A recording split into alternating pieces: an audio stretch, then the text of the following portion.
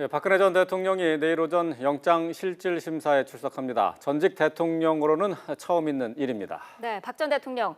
지난 검찰 조사 때는 뇌물을 받으려고 대통령 한 줄 아느냐 이렇게 반박했다고 하는데요. 내일 법원에서는 어떻게 항변을 할까요? 자세한 내용 유용화 YTN 개관 해설위원 그리고 양지열 변호사와 함께 짚어보겠습니다. 네, 안녕하십니까? 안녕하십니까? 자, 영장실질심사, 그러니까 구속 전 피의자 신문인데요. 어제 저희도 출연자 두 분께서 의견이 엇갈렸는데 나온다, 나오지 않는다. 네. 서로 의견이 달렸습니다. 근데 결국 박 전 대통령은 이제 출석하는 것으로 결정을 내렸습니다. 배경이 어디 있나요? 아무래도 정치적 판단을 했을 겁니다. 영장 실질심사에 안 나가서 이 정치적인 어떤 세를 다시 한번 역풍으로 모아내느냐. 그러나 이제 워낙 국민 여론이 안 좋고 실제로 잘못하면 구속되면 더 정치적 세력은 약화될 것이다 이런 판단했을 거고요. 네. 영장 실질심사 제도라는 것이 이제 검찰에게 좀 더 호조건을 만들어준다기보다도 1997년도에 만들어진 제도 아닙니까? 네. 피의자들에게 자기 변론을 하는 것인데 만약에 안 나가게 되면 사실상 검찰의 청구 부분에 대해서 간접적인 용인을 하는 더 불리한 구속될 가능성이 커지는 것이죠. 네. 아무래도 박근혜 전 대통령의 변호인들이 아마 그러한 부분에서 좀 더 현실적이고 실질적인 판단, 또 국민 여론을 생각하는 판단, 그런 걸 한 것 같습니다. 네, 내일의 영장 심사가 구속 여부를 판단하는 부분이기 때문에 박 전 대통령 측에서는 아무래도 구속의 부당성 부분을 집중적으로 얘기하지 않겠습니까? 그렇죠. 일단 받고 있는 혐의 사실 자체가 뇌물죄인데 이거 자체가 다툼의 여지가 굉장히 많다라는 부분과 함께요. 네. 그다음에 이제 검찰이 영장을 청구를 하면서 밝히고 있는 사유 중에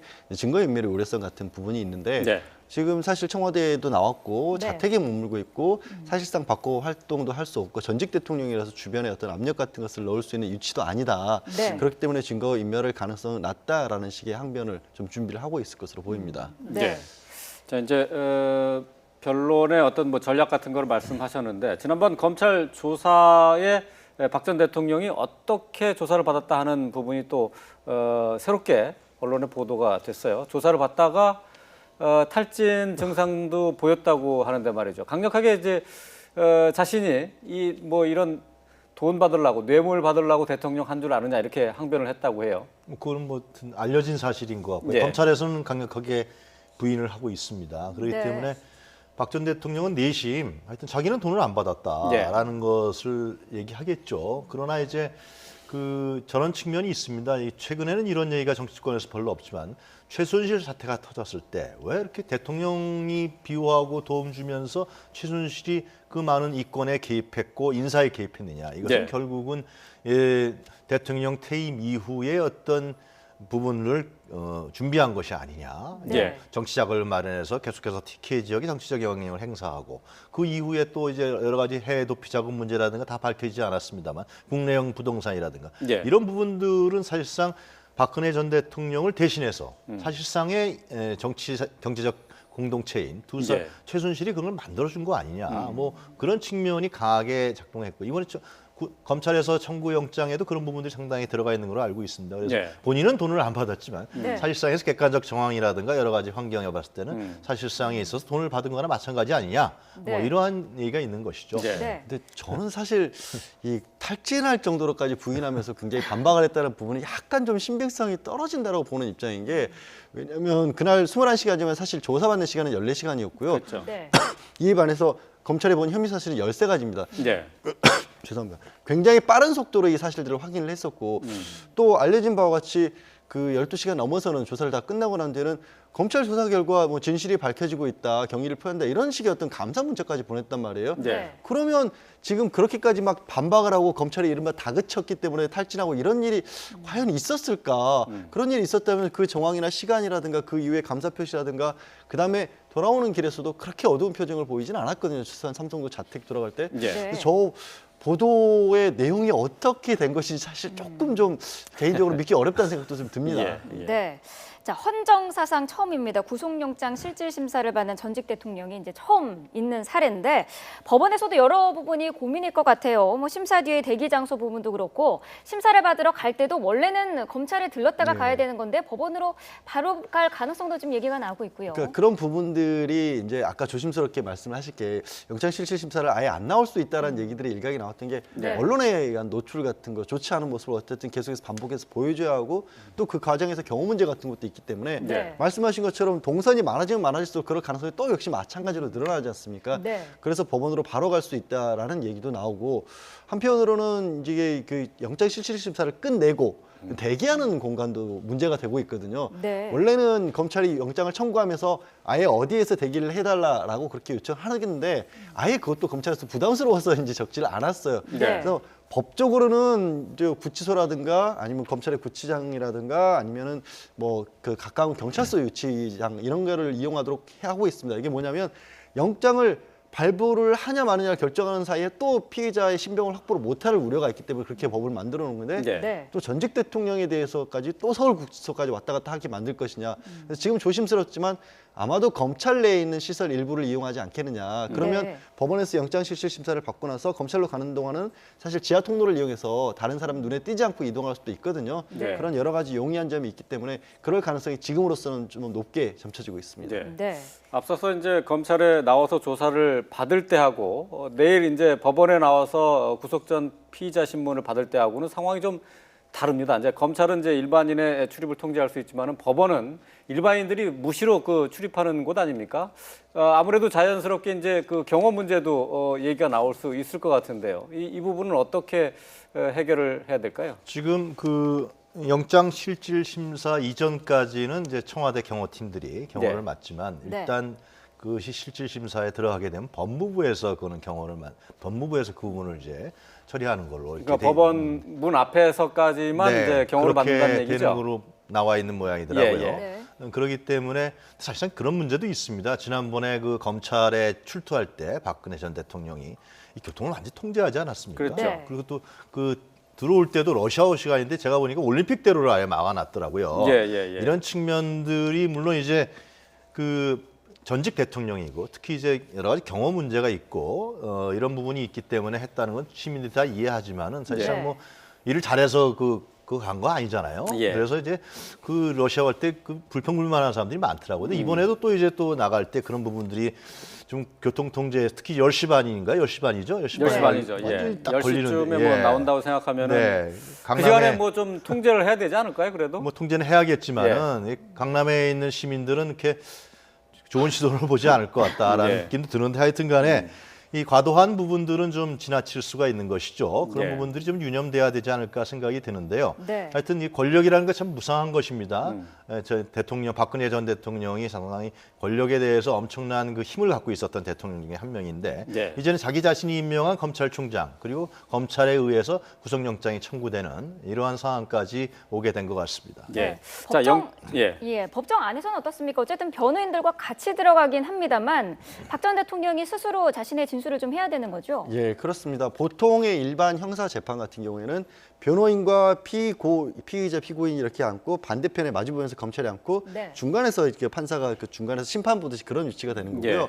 영장실질심사에서는 판사를 마주보고 밑에 증인석에 그러니까 아래에서 바로 판사를 올려다보면서 네. 직접적으로 묻고 답하고 해야 되고 변호인의 도움을 받을 수는 있지만 상당 부분은 사실은 본인이 직접 소명을 해야 합니다. 아, 네. 그렇군요. 박 전 대통령이 그러니까 직접 판사의 질문에 답해야 된다는 얘기는 그렇습니다. 이제 판사가 물어오는 거는 이런 겁니다.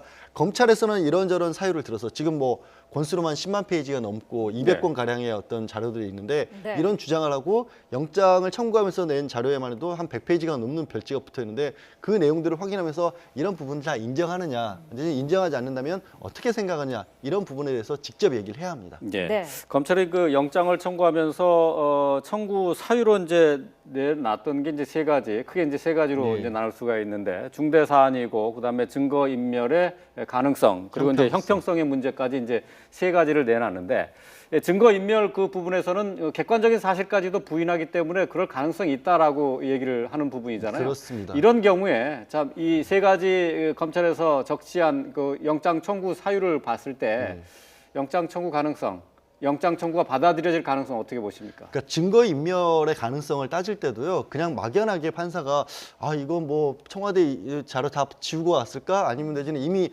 자택으로 왔기 때문에 증거가 안 남아있지 이런 식으로 따지는 게 아니라 네. 범죄가 어떤 범죄냐. 뇌물 같은 부패 범죄 같은 경우는 뇌물은 사실 주고받은 거 외에는 객관적으로 물증이 남아있기 어렵지 않습니까? 네. 네. 그런 범죄일 때 또 혐의 사실 같은 게 굉장히 여러 가지 있고 관련자들이 굉장히 많을 때 지금 같은 경우가 딱 증거인멸의 가능성이 높다라고 아예 그런 경우에 증거인멸의 가능성이 높은 것이다라고 예. 기준을 마련해 놨습니다. 그러니까 막연하게 우리가 듣는 것처럼 아 정말로 어디 증거를 불태우고 이런 의미가 예, 예. 아니라는 거죠. 그리고 네. 실제로 지금 주변에 많은 뭐 정호성 전 비서관도 그렇고 안종범 전 수석도 그렇고 주변 사람들의 진술이 굉장히 큰 증거가 되고 있지 않습니까? 예. 그러니까 밖에 있으면서 그 사람들에게 여전히 진술을 바꾸도록 유도를 할 가능성도 있지 않느냐 이런 것들이 증거인멸의 가능성이 되는 겁니다. 예. 네. 지금 구치소에 있는 최순실 씨의 가장 큰 걱정거리 가운데 하나가 구치소에서 박 전 대통령을 마주하면 어떨까라는 부분이라고 하는데요. 가능성이 있다고 보십니까? 글쎄요, 현재의 뭐 법적의 분위기로 봤을 때는 법원에서 그 구속영장을 받아들이지 않겠냐 그런 예. 부분들이 상당히 일반적으로 나오는 얘기 같아요. 예. 그렇게 되면 이제 박근혜 전 대통령도 일반인 자연으로 파면당한 대통령으로서 수감되는 것은 당연하겠죠. 그러면 이제 네. 최순실과 서울구치소에서 만날 수도 있다. 그 40년 지기의 해우다. 뭐 그런 이제 언론 기사들이 나오는데 네. 저는 이 부분에 있어서 상당히 그 권력의 무상함. 그러니까 사실상 그 호가호위하지 않았습니까? 네. 최순실이라는 사람이 박근혜 전 대통령과 40년 지기로서의 대통령 권력을 어떻게 보면 공유하기도 하고 남용하기도 하면서 그러나 이제는 그런 부분들이 헌법과 법의 질서에 위배됐다는 사실들이 명확히 밝혀지면서 구속되는 사실인데요. 하여튼 다시는 이런 일이 발생하지 않도록 예. 우리가 이번 대선에서 주의 있게 봐야 될 것 같아요. 그렇습니다. 네. 예. 검찰이 이제 청구한 영장 가운데 또 다른 사유를 보면은 거긴 적시한 내용 가운데 이제 최순실과 박 전 대통령이 경제 공동체였다라는 부분이 적시가 돼 있다고 해요. 뭐 그렇습니다. 추가로 확인된 사실이 있다는 건가요? 어떤 건가요? 일부 그동안 뭐 언론을 통해서 의혹으로 제기했던 부분 그리고 특검에서 수사를 하면서 밝혔던 부분들을 다 종합해서 다 반영을 한 것으로 보입니다. 우리 경제 공동체라고 하면 흔히 가족 같은 경우를 떠올릴 예. 수 있지 않습니까? 근데 네. 가족이라고 하면 의식주를 같이 하는 그런 사람인데 그렇죠. 그래서인지 이제 특히 검찰에서도 영장이 적시한 사유를 보면은 바로 집을 마련해 준 것이 최순실과 그 어머니였다. 예. 그리고 그 집을 최순실이 자신의 직원을 시켜서 관리를 하게 했다. 음. 그리고 아까 말씀드린 것처럼 의식주 중에 하나가 옷인데 의상비 3억 8천여만 원을 관해서도 박 전 대통령이 명확하게 해명을 하고 있지 못한다. 예. 그러면 거의 가족과 같은 관계가 아니냐. 게다가 이 18대 대통령 대선 과정에서조차 정치 자금도 상당 부분 최순실 씨가 제공을 해준 것으로 보인다. 예. 아시겠지만 어차피 박 전 대통령이 경제 활동을 한 사례는 없지 않습니까? 이런 네. 부분들을 직접적으로 거론하지 않더라도 판사가 보기에도 그렇죠. 이거는 지난 어떤 40년 가까이 박 전 대통령이 누구에게 의지를 하고 그럼 살았겠나라는 생각을 합리적으로 자연히 할 수밖에 없게 그렇게 만들어 놓은 겁니다. 예. 네. 예. 자, 박근혜 전 대통령의 영장 실질심사 내일 오전 10시 반에 예정이 되어 있고요. 결과는 내일 모레 오전쯤에 나올 가능성이 커 보입니다. 결과를 좀 지켜봐야 할 것 같습니다. 이번에는 정치권 소식을 좀 짚어보도록 하겠습니다. 오늘 민주당이 충청에서 경선을 치르지 않습니까? 어제 토론회를 열었는데요. 그 영상 먼저 보고 이야기 나눠보도록 하겠습니다. 무너진 지역 경제 다시 살려야 합니다. 해답은 정권 교체입니다. 저는 어제 호남에서 압승했습니다. 이번에는 영남에서 도와주십시오. 충청도 경선을 통해서 충청도민들이 전 국민들께 안희정의 통합의 리더십이 좋다, 품질 보증해 주실 것이라 믿습니다. 네. 호남이 야권의 상징이라면 충청은 캐스팅 보트다 네. 이렇게 할 수 있겠죠? 그렇습니다. 이번에 충청권의 표심이 어떻게 가냐라는 것도 굉장히 주목할 만하겠죠. 네.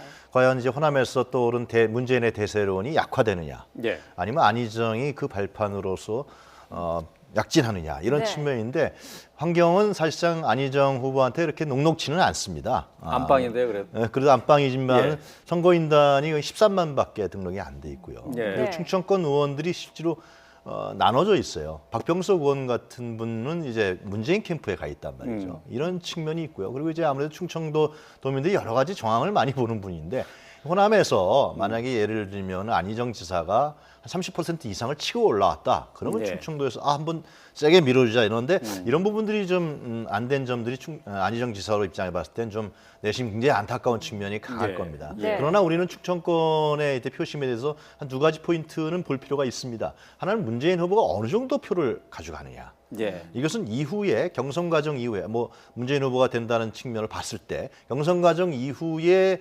충청도의 표심을 어느 정도 가져오냐는 측면에서 중요한 면이 있고요. 예. 안희정 지사 입장에 봤을 때도 뭐 충청권에서 80% 90%까지는 못 가져온다 할지라도 그럼 70% 이상을 가져온다 그러면은 사실상에 있어서의 약진의 발판 그리고 안정적인 2위 이런 측면에서 정치적 위상의 제고 이런 측면이 있기 때문에 뭐 두 사람의 특히 이재명 모 시장도 중요하겠습니다만 두 사람의 후보의 입장에서 봤을 때는 충청권에서 어느 정도로 표를 갖고 오느냐 이게 네. 중요한 측면이 있는 것 같아요. 문재인 전 대표가 이제 호남 경선에서 50%를 넘느냐 그렇지 못하느냐 가지고도 약간 불확실한 측면이 좀 있었는데 뚜껑을 열어보니까 압도적인 표차로 이겼어요. 네. 자 이번에 이제 충청권에서 경선에서 만약에 50%를 넘긴다. 그럼 대세론 굳히기에 들어가는 겁니까?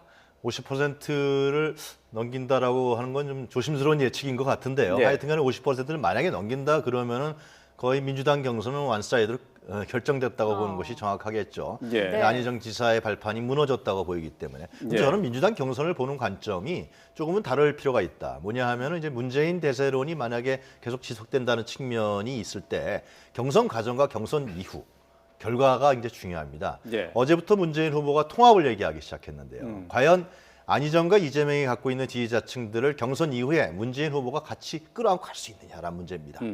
이게 굉장히 중요한 사실인 거죠. 왜냐하면 워낙 네거티브로 극도로 달려왔었고 특히 안희정 지사가 감정적으로 상했다는 측면이 있고 특히 더 중요한 건 비주류들이 민주당 네. 비주류들이 안희정 캠프와 이재명 캠프에 가 있습니다. 그러니까 이런 측면들을 봤을 때 경선 과정에서 더 이상의 파열음, 잡음 갈등 이런 부분과 경선 이후에 예를 들면 이런 부분이 통합될 수 있느냐 측면 이것은 당선되는 후보 만약에 문재인 후보가 대표 주자가 된다 그러면 이후의 본선 가도에 상당히 결정적인 영향을 미칠 수 있다 이렇게 보여지는 것이죠. 예. 네. 자 당내 경선에서 안희정 지사가 생각 외로 좀 그렇게 힘을 못 쓰고 있다 하는 생각이 좀 들거든요. 그게 다른 어떤 선거와도 뭐 좀 다르게 그 대선 같은 경우는 좀 특징적인 어떤 지지율이 확실히 어떤 경선 과정도 그렇고 나중에 유권자들도 그렇고 정말 이기는 쪽에 밀어주자는 그런 그 예. 속내가 굉장히 강하게 드러난 것 같고요. 네. 그게 아마도 결정적으로 말씀하신 것처럼 안희정 지사가 중간에 한 처음에 한 20%를 넘게 치고 올라오다가 대연정이나 결정적으로 선을 이익을 하면서 다 꺾이면서 예. 그 기세를 좀처럼 다시 찾지를 못하고 있는 것 같습니다. 그리고 일반 어떤 유권자들, 지지자들 사이에서도 그런 분위기가 결국에는 이제 문재인 대세론을 어떤 굳히는 쪽으로 몰아가는 그런 분위기로 이어지는 것 같습니다. 예. 네. 자, 이런 가운데 국민의당 안철수 후보 PK 지역에서도 압승을 거뒀습니다. 어제 모습 영상으로 준비했습니다. 국민의당 믿어야 합니다. 우리 스스로를 믿어야 국민들도 믿어주십니다. 단디 하겠습니다. 화끈하게 밀어주이소. 각 당의 정체성을 유지하면서 제맛을 유지하면서 통합적인 그런 샐러드 연정이 가능하지 않을까. 네. 뭐 안철수 후보의 목소리가 상당히 바뀌었습니다. 네. 굉장히 조근조근한 스타일이었는데 쩌렁쩌렁 게 마이크가 울릴 정도로 쩌렁쩌렁하게 이제 얘기를 했는데 이런 전략들이 좀 효과가 있을까요? 일단 뉴스에서 저희가 지금 얘기를 하지 않습니까? 관심을 가지고 있고, 왜 달라졌지 하는 얘기를 한다는 것 자체. 그리고 지적하신 것처럼 사실은 정치인들은 보여주는 것도 일정 부분 굉장히 중요한데 네. 늘 이제 안철수 대표가 말씀하시는 게 좀 톤도 약했고 이게 사투리인 듯 아닌 듯 하는 그런 부분이 좀 있었지 않습니까? 그런데 저렇게 확 바뀐 모습을 보여주는 게 뭔가 사람에 대한 기대 심리, 저게 어떤 게 있을까, 계기가 있으실까 하는 생각을 하게끔 만드는 것 자체가 이미 효과라고 봐야겠죠. 예, 예. 네. 그 아주 뭐 거친 저음이 계속 나오는데 말이죠. 시간이 갈수록 더 그 톤이 더 내려가고 있다는 얘기도 하고 있어요. 그게 어느 정도 이제 그 듣는 청중들에게 신뢰감이나 이런 거를 좀 줄 수 있나? 그러니까 그 전에 목소리하고 좀 많이 다르기 때문에 유권자들이 다시 한번 듣게 되는 것 같습니다. 그 전에 안철수 후보의 이미지는 뭐 올곧고 정직하고 또 순수하고 순진하고 이런 측면들이 강했던 그러면서 또 학자적인 거 아니냐 예. 이런 네. 측면이 있었는데 예. 그 반대로 그러면 이 험한 정치판들을 어떻게 아우르면서 통합해 나갈 것이냐. 결국 정치적 리더십이 부족한 것이 아니냐. 자기 자신은 옳다 그러지만 결국 정치라는 것이 통합이고 아우르고 나가는 이런 점들의 부족한 점들이 지적됐던 것이 사실입니다. 네. 근데 이제 그 점을 좀 한번 극복해 보려고 하는 많은 훈련을 한 것 같아요. 연습도 예, 하고 예. 뭐 네. 과거에 김대중 전 대통령을 뭐 이렇게 따라한다 그런 얘기도 주변에 나오고 예. 하여튼 그런 부분들인데요. 하여튼 이번 경선에서 이제 호남에서 안철수 후보가 상당히 대세론을 장악하고 있습니다만은 제가 봤을 때는 수도권입니다. 수도권에서 얼마나 많은 사람들이 예. 국민의당 경선에 나오느냐. 네. 만약에 부산은 뭐 투표 시간까지 연장했다 그러지 않습니까? 7시까지. 수도권에서는 뭐 주말입니다만은 얼마나 많은 사람이 나오냐. 그러면 이제 국민의당의 박지원 대표가 얘기하는 대로 안철수의 바람이 불 것이고 만약에 예. 네. 20만이 넘어버린다. 그러면 민주당의 문재인 캠프 측에서 긴장하지 않을 수 없을 것 같은데요. 네. 그러나 만약에 수도권에서 별 사람들이 안 나온다. 그러면 이제 상당히 안철수 후보 입장에 봤을 때도 여러 가지 고민을 할 수밖에 없는 그런 상황에 처할 것 같아요. 예. 네. 화끈하게 밀어달라고 했는데 어제 PK 지역에서는 74.5%의 득표를 얻었는데 앞서서 말씀하셨습니다만 이런 안풍이 전국적으로 좀 확산이 될 수 있을까요? 아직은 조금 뭐 그걸 예단하기는 이르다라고 저는 보입니다. 그러니까 물론 네. 비율 자체로만 놓고 보면 굉장히 많은 비율이지만 예. 절대적인 참가 인원 사실이 그냥 민주당과 그냥 객관적으로 놓고 봤었을 때는 국민의당 참가 인원인 거거든요. 그 안에서 70%고 문재인 전 대표 같은 경우에 경쟁자가 이재명 성남시장과 안희정 지사지 않습니까? 전국적인 지명도가 있으신 분들이고 네. 죄송하지만 지금 안철수 대표의 경쟁하고 있는 손학규 전 지사 같은 경우는 그 정도의 어떤 그 지지율을 못 받고 계시지 않습니까? 예. 그런 상황에서 거기서 74%를 얻었다라는 것이 지금 현재 민주당을 바로 위협할 정도로 연결시키기는 다소 무리인 것 같고 네. 또 세대별 지지 같은 것에도 국민당 내부에서의 지지뿐만 아니라 세대별 지지도 특히 호남 같은 경우에는 안 전 대표 같은 경우에는 조금 더 이제 연령이 있으신 분 이런 분들이 지지하는 그런 성향이 있거든요. 아무래도 중도 보수 쪽에 조금 더 가깝기 때문에 그래서 그게 수도권까지 바로 이어질지 지금의 어떤 탄핵 정국이라는 것과 비춰봤을 때는 아직은 좀 이르다라고 저는 봅니다. 네. 네. 그런 뭐 전국적인 지지율을 놓고 이제 어제 문재인 전 대표 측 그리고 이제 안철수 전 대표 측에서 이제 서로 간에 이제 설전이 있었습니다. 네. 타이어 설전이라고 할 수가 있겠는데요. 자, 송영길 선대위원장 같은 경우 이제 안철수 지지는 일종의 보조 타이어다. 또 여기에 대해서 이제 박지원 대표가 문재인 전 대표는 펑크난 타이어다 이렇게 얘기를 했어요. 예, 두 사람의 말은 이제 유머스럽게 했습니다만은 보조 타이어도 아닌 것 같고 제가 봤을 예. 때 펑크난 타이어도 아닌 것 같습니다. 일단 안철수 후보는 국민의당 대표 주자로 당선될 그 후보로 될 가능성이 크고요. 예. 그렇기 때문에 이제 민주당 이제 벌써 이제 서로 이제 민주당이 문재인 후보가 안 되면 견제를 하는 거죠, 안철수 이제. 아니냐 예. 뭐 그런 예. 거 아니겠습니까? 송영길 네. 의원 얘기는.